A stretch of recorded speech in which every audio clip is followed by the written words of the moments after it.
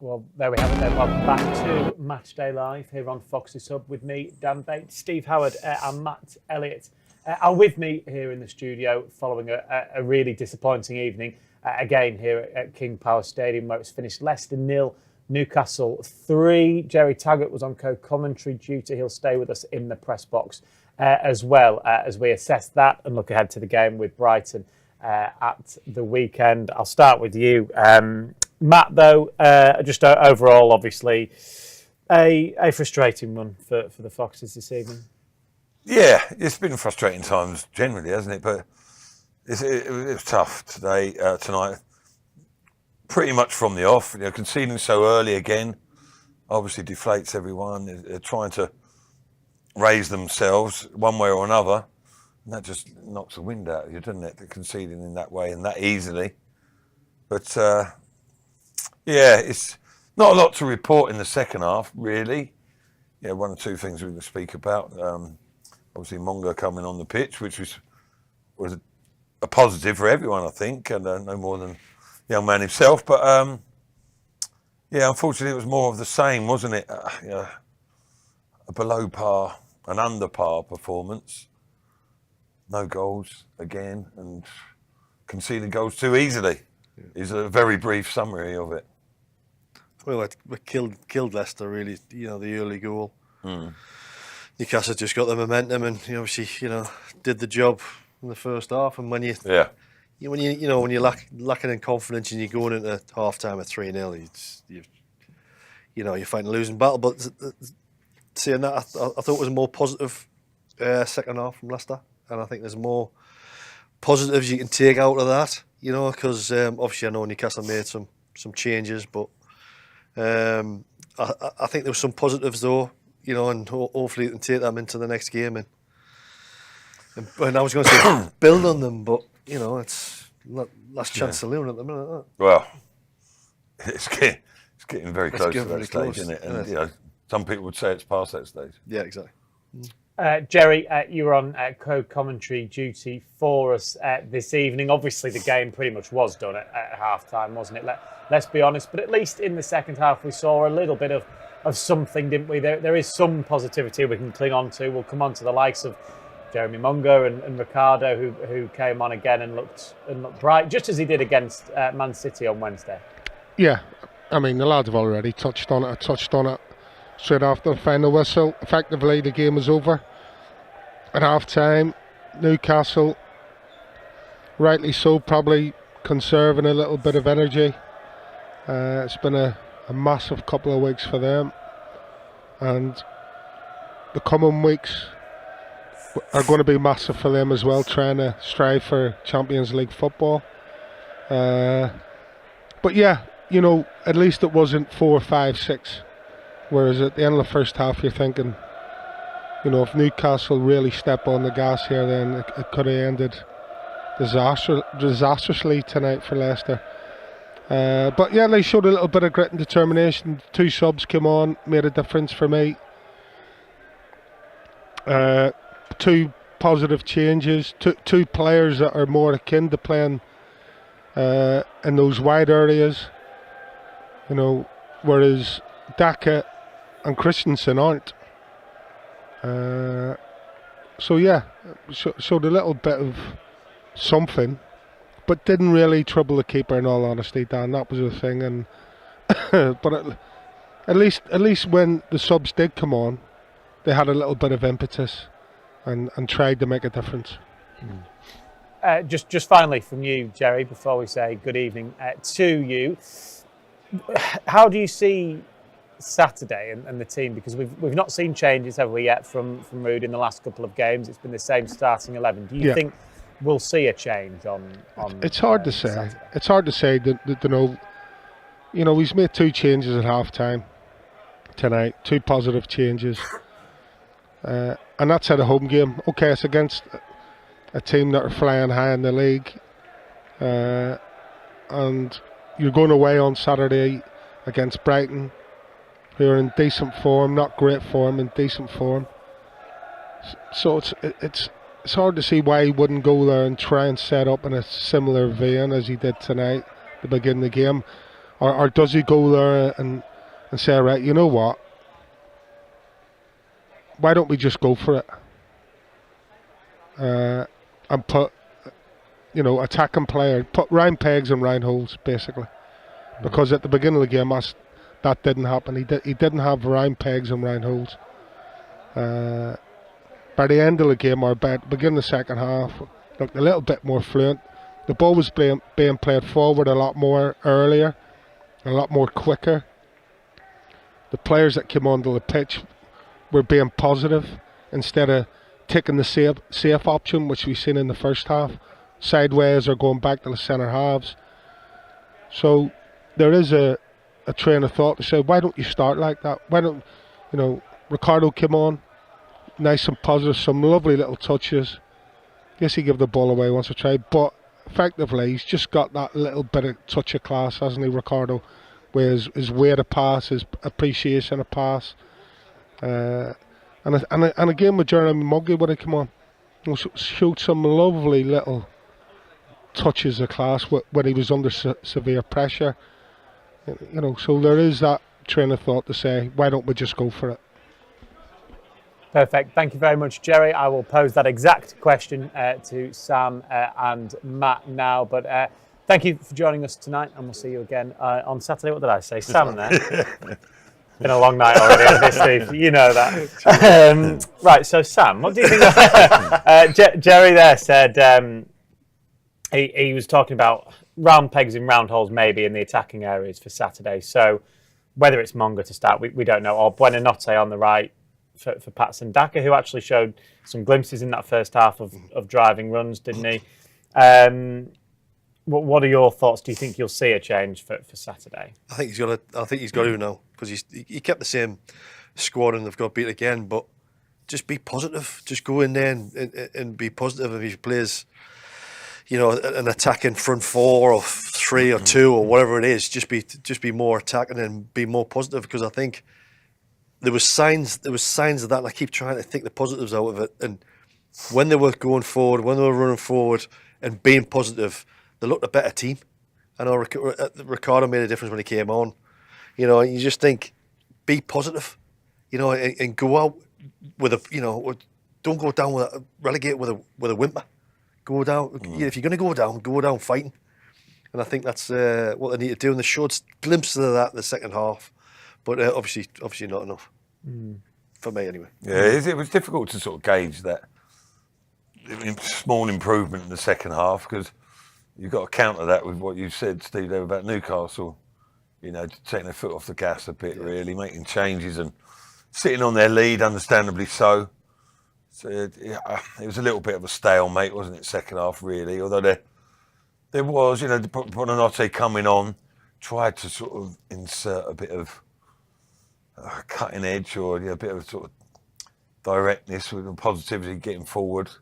Mavididi flits in and out a little bit, doesn't he? But he's got that attacking threat about him. He's capable, just how regular that he can produce it. But yeah, I think without going all out attack or gung ho or reckless, but you can't just sort of see the season out, really, and just keep it tight. Because keeping it tight is not working. It's not working. It's not working. Everybody's scoring goals against them. Yeah, you exactly. may as well think, what, we'll try and just go forward a little bit more, and then we'll take the chance at the back. Yeah. Because what they're doing at the minute, trying to stop the goals, it ain't working.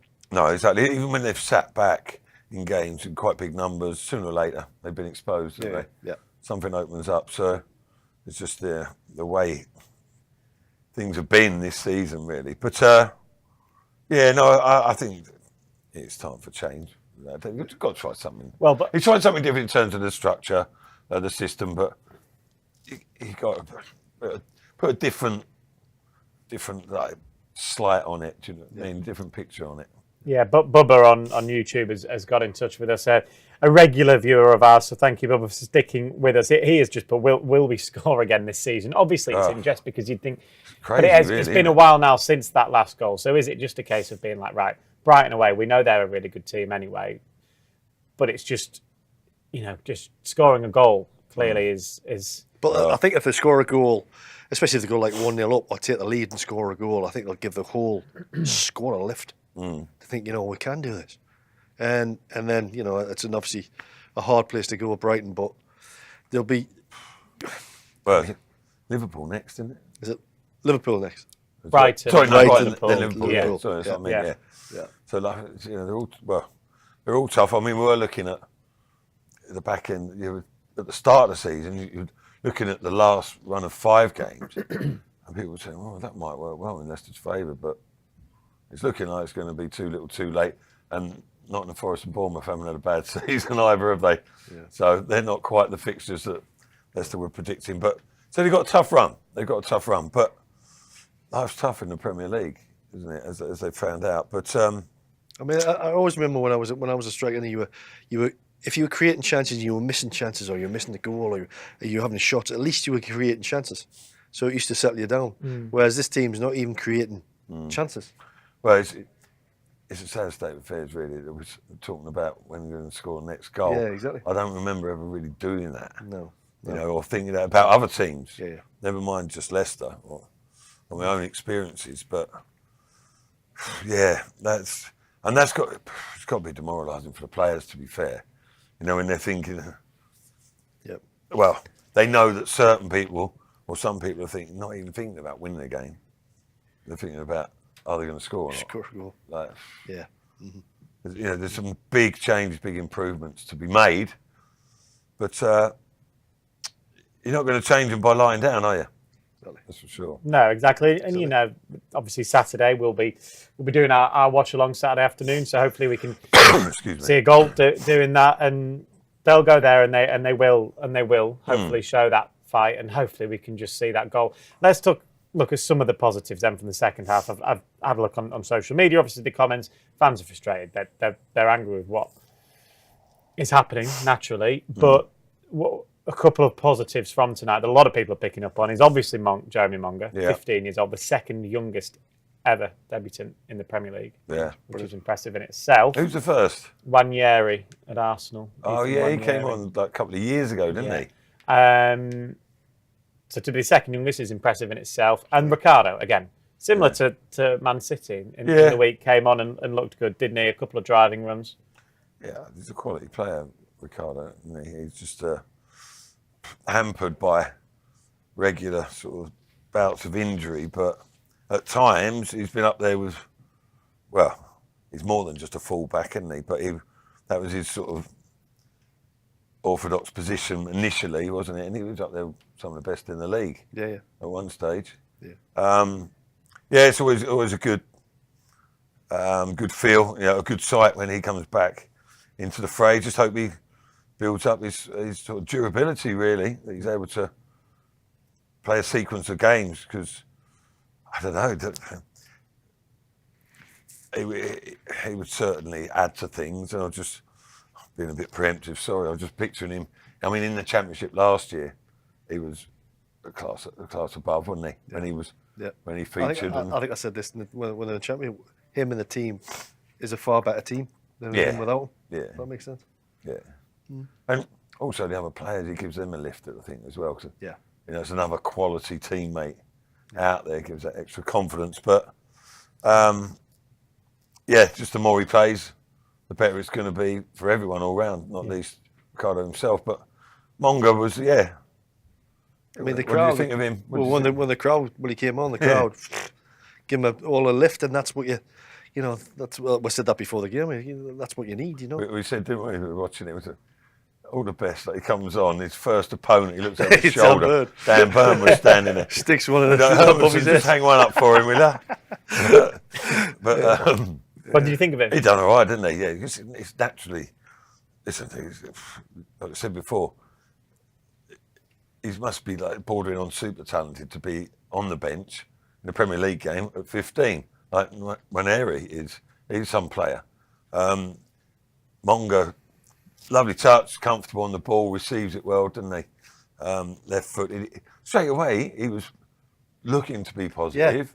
A lot of his passes early on, got not intercepted, but a little bit of a block on it. Didn't quite find its mark, but he was trying to slide balls in or look to get to the full back. He wanted it, which he was making himself available. Even he went for the short corner as if give us it. It's for a 15-year-old kid.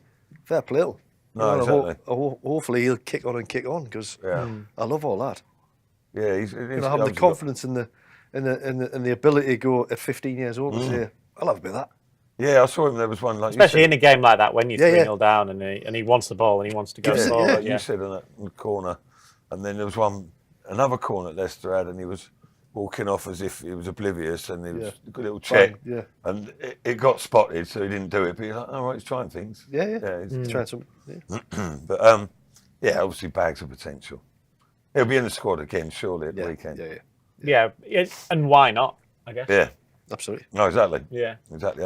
But I mean, I don't think maybe starting, but he's got some ability. He's not. He was up against Livermore, but he's thinking, right, I'm gonna have a go at you. Yeah. And I don't know whether that's because he's, the innocence of youth, but he wasn't scared. Smooth, isn't he? Smooth movement. And that. Yes, Saturday. Reminiscent of Stevie Boy back in his day.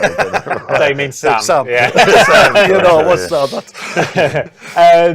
We'll be back on Saturday. That will be a watch-along for the game away at the Amex. It's a Saturday 3 o'clock kickoff. That means you can join us live from 2:30.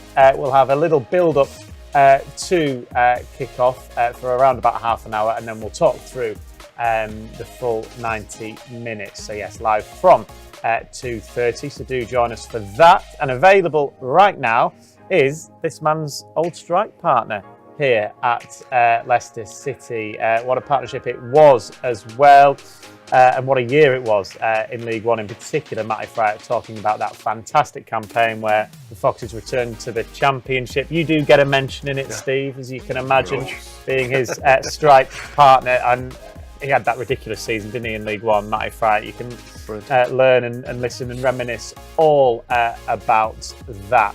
You can listen to it wherever you get your podcasts. You can also watch it on YouTube and on Fox's Pub as well. Excuse me. That is, though, all we've got time for this evening. Thank you for watching. Thank you for staying with us even till this time. Big thank you to Matt and to John. Matt and Steve Howard. Always great to have you on, Steve. And as ever, Matt, good to see you again. Yes, we'll be back Saturday. Do join us for that Brighton game where hopefully we can see a little bit more positivity. But have a great evening and a great week, everybody. Good night.